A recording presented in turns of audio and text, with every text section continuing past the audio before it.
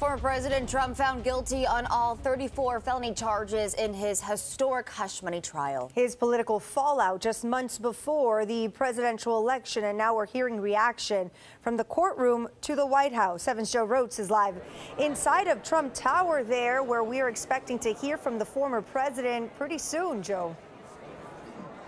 That's right, in about an hour from now. You know, the former president did speak briefly yesterday, immediately after the jury convicted him, but today will be really a chance for him to see how he attempts to spin this from this conviction to a campaign situation as he aims for the White House in the general election in November.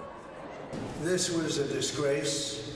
This was a rigged trial. Guilty on all counts, a monumental moment in American history unfolding in Manhattan Thursday as a jury of 7 men and 5 women find the former president of the United States guilty on 34 charges of falsifying business records. We didn't do a thing wrong.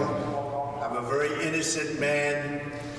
And it's okay. I'm fighting for our country. I'm fighting for our Constitution. An angry Donald Trump reacting moments after he learned the verdict. The panel of 12 deliberated for 2 days, finally checking the boxes that would find the first former president guilty of felony crimes. The real verdict is going to be November 5th by the people.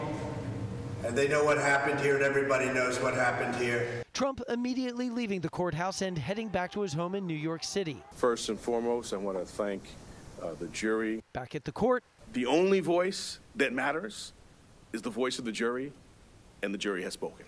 The district attorney remarking on the case where Trump conspired to pay adult film star Stormy Daniels $130,000 to keep quiet over an alleged affair, only to work with his attorney at the time, Michael Cohen, to cover it up so he wouldn't damage his White House prospects. And while this defendant may be unlike any other in American history, we arrived at this trial and ultimately today at this verdict in the same manner as every other case that comes through the courtroom doors. As for Trump, his attorney says this is far from over, with an expected appeal on the way. We've been saying for over a year that we couldn't get a fair trial in Manhattan. We couldn't get a fair trial with the judge, and it played out in lots of ways exactly as we expected.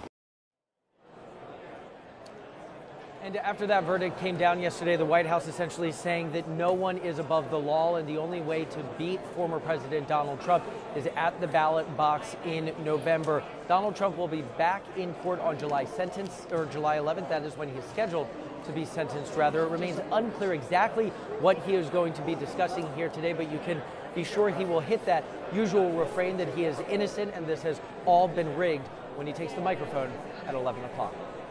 We're live in New York City. Joe Rotes today in Florida.